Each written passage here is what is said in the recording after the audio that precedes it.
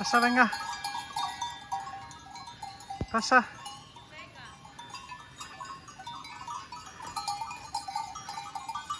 Venga a pasar.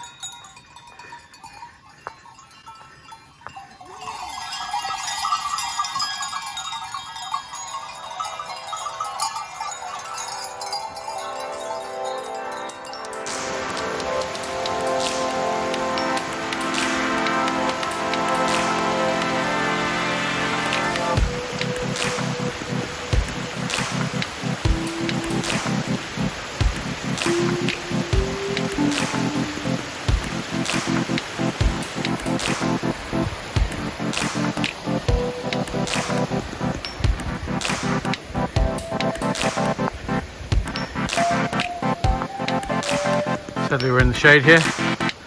It is lovely. Let's get back on.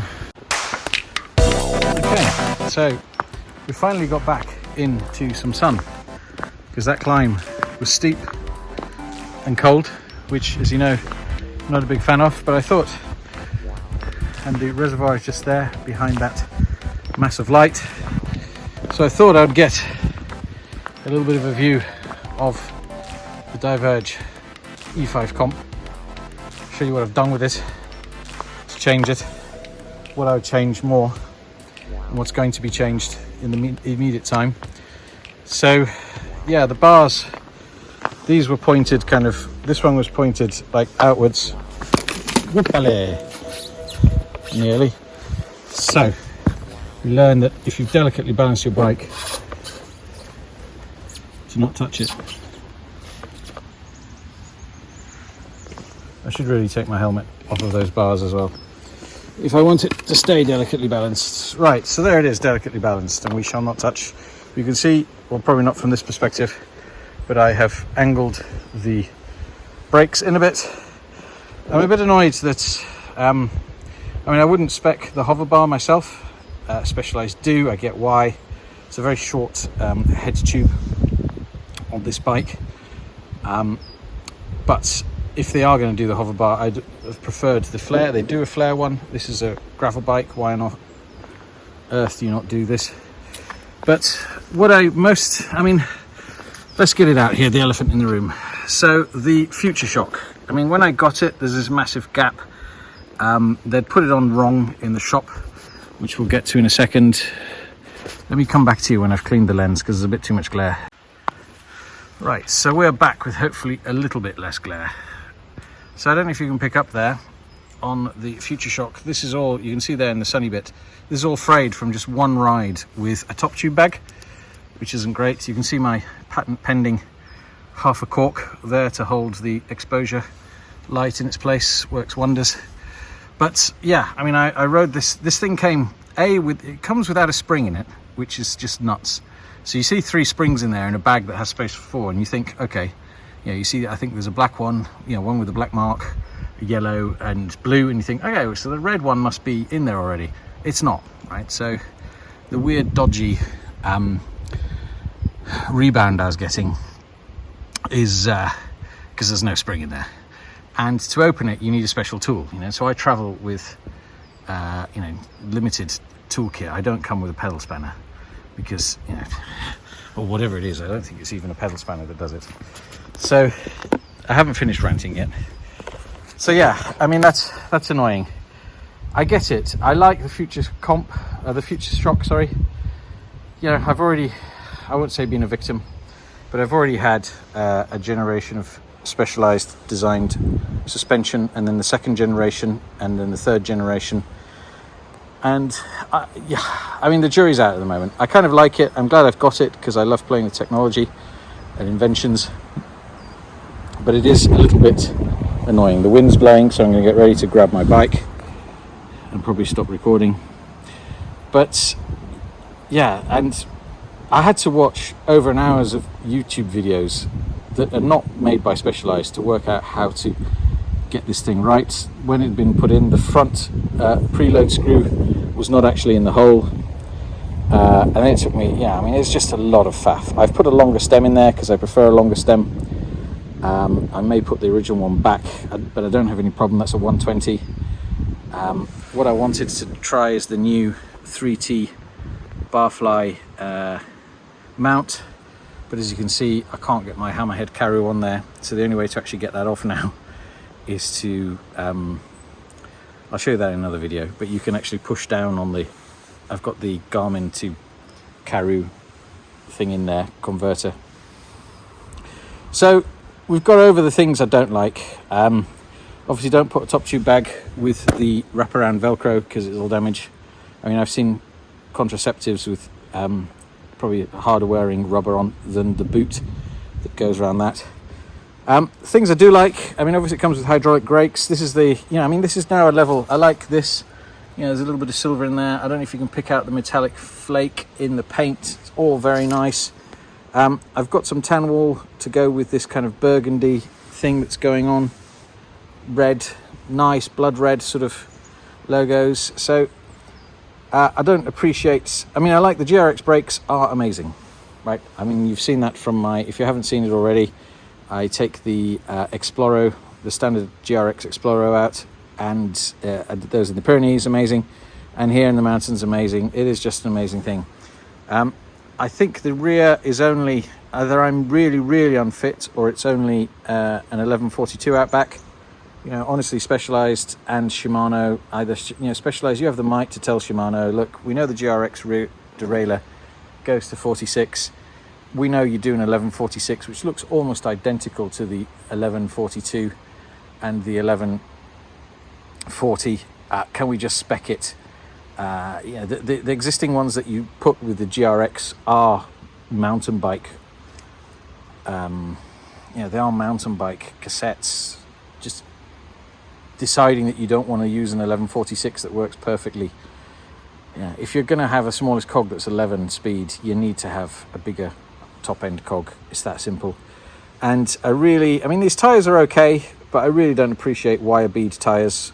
I don't really appreciate them on a commuter bike, to be honest. Yeah, wire beads were very last century, but I get it, they're probably more durable for certain things. But own brand, you know, honestly, Specialized, you can put some proper tires on this. I've now had to go and spend, you know, another $100, pounds, euros to get some other tires. They don't seem that bad. Maybe I'm being a snob.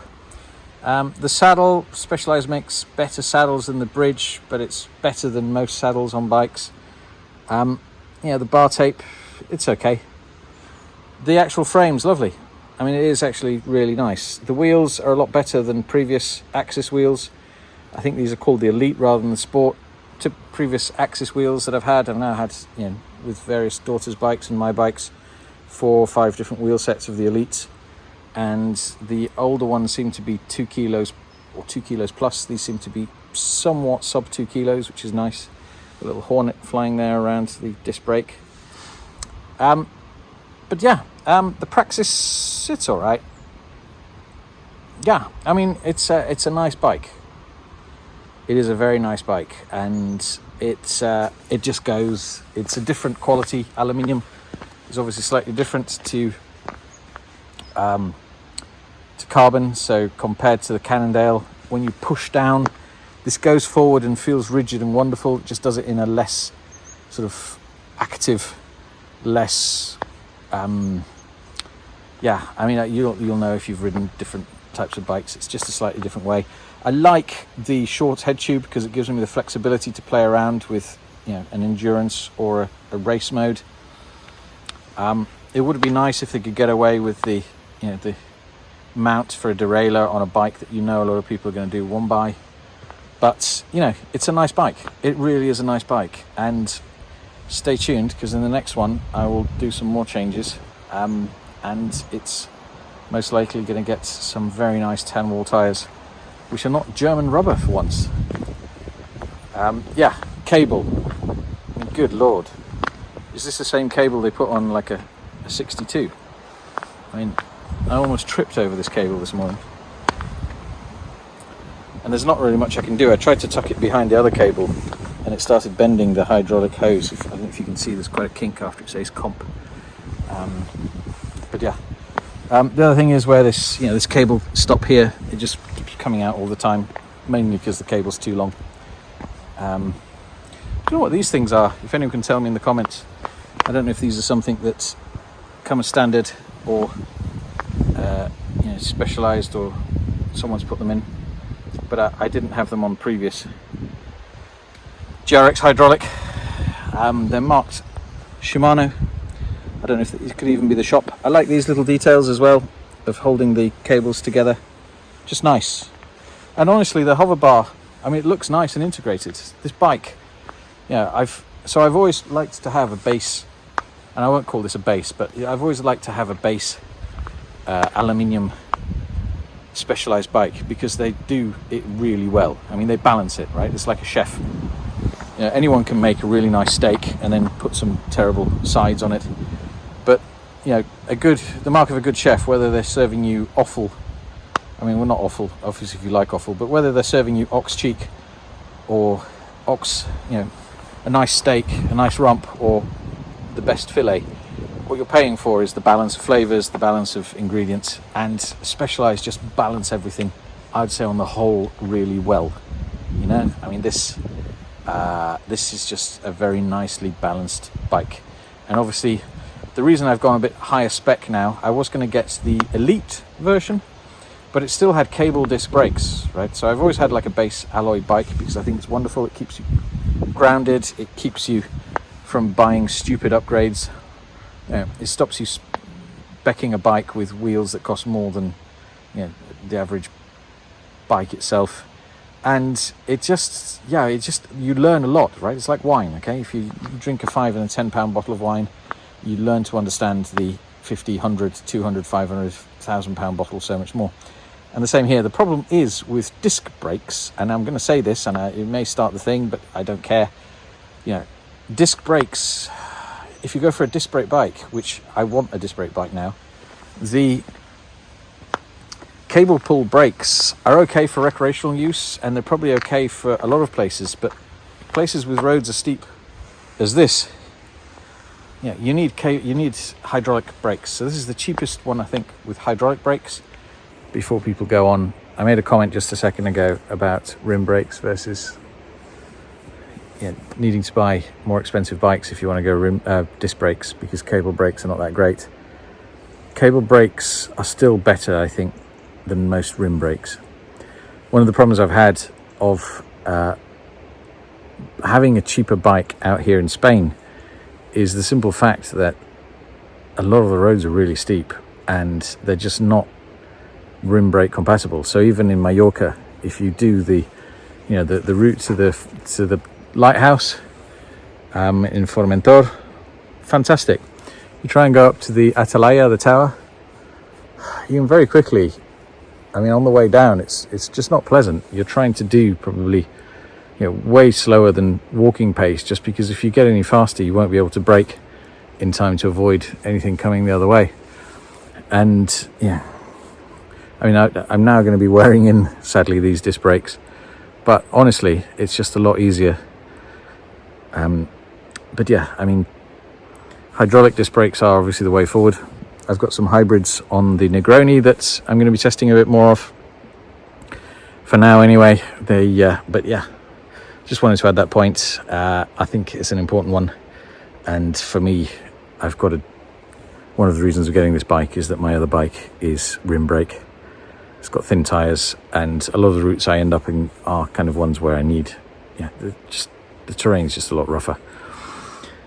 And honestly, right now, I want one buy. So this had one buy already, and it came in the single color. I mean, the Elite was nice. It had this sort of green metallic, but it had some funky stuff going on the, some graphics on the fork, which I just can't be bothered with. This is a nice looking bike. It'll look even better with 10-wall tires in a bit. So tune into the next video, and don't forget to subscribe. Remember, on my channel, there's all sorts of different things going on, so I wouldn't ring the bell icon because you'd be bothered maybe with things that aren't your thing. Just subscribe, and if something comes along that's not of your interest, don't worry, just click on. Wow, I've already got a cut in that tyre. It's a shame with these tyres. I was looking forward to trying the Pro version because they're very highly rated on bicycle rolling resistance. These, I just can't find out much details on the wire ones, but I just don't like wire beads. I don't trust them. and they typically weigh about 100 to 200 grams more, and there's no point having 200 to 400 grams of extra rotating weight on a bike for no reason. So yeah, the hammerhead is up at an angle, but that's the kind of only way I could trust these new barfly kind of mounts. I don't know what they're made for, but they're not made for this, and I can't get hold of the Specialized one, but I'll try and see if I can stick that on the old Specialized stem. But yeah, apart from that,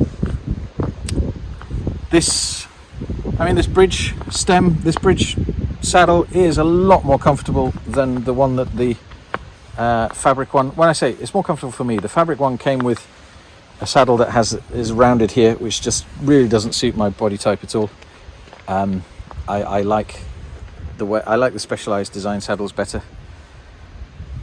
So yeah, I mean, that'll be staying on. The crankset, I mean, it's okay. It's nice. It's better. I prefer that to, some of the other stuff that comes. I won't mention any names. Would I have preferred GRX? Possibly. I don't mind. But yeah, I am liking this bike very much and hope to get many more kilometers on it. And the only shame will be is leaving it here. So, who knows? It may come with me. But let's get back to the video and let's get back to the reservoir and scouting this other route to try and break some of my Madrid friends' legs when they come up here. But all I've done so far is break my own legs and body and the rest of it. But yeah, look at this. This is just paradise. Steep paradise, but paradise. I'll be glad of these hydraulic brakes on the way down. But I almost needed an e-bike on the way up. But yeah, let's get up to this reservoir.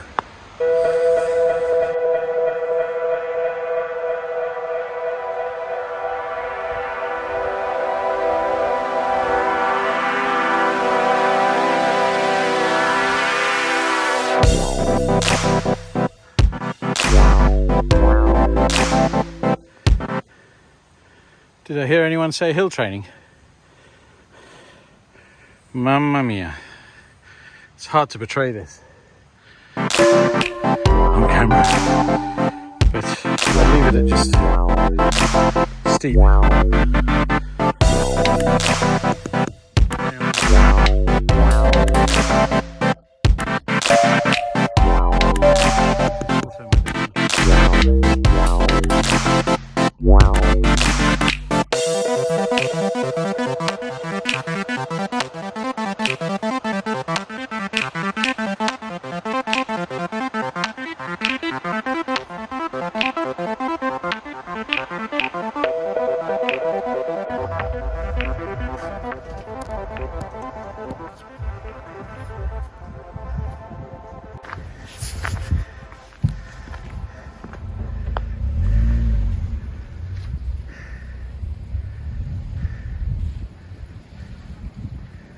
So that's the top of this road. It looks like it goes through, but a car just came through there and it says private property. I don't know if it is private property or not. You see a lot of these places. You used to have this in England as well. People would, I don't know if this is the case, obviously, they'd claim a public road as private, but I will find out and ask. It's a bit of a shame because that should have gone through to another route that goes down to La Cuadra, where you can see I stopped to video one of the Strada videos. But yeah, as you can see, it's not really a road. But anyway, let's get back down, get some lunch.